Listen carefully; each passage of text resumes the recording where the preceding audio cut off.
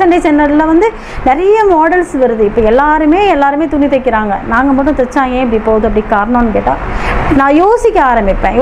இந்த துணியில் என்ன பண்ணலாம், எப்படி வேறு விதமாக எதாவது பண்ணலாம். நான் 8th படிச்சுக்கிறதுனால நான் போய் நெட்லேயோ இல்லை சப்போஸ் எதுலேயோ நான் பார்க்கவே மாட்டேன். என்னுடைய சொந்த மைண்டில் தான் பார்ப்பேன்.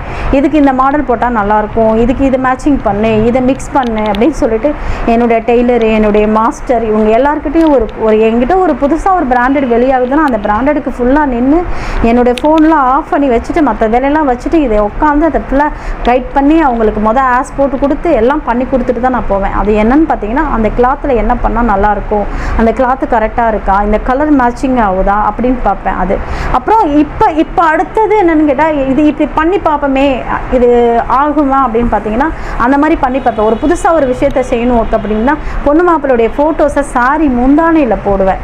அவங்களுடைய ஃபோட்டோ ஆரி ஒர்க் பண்ண சொல்லுவேன்.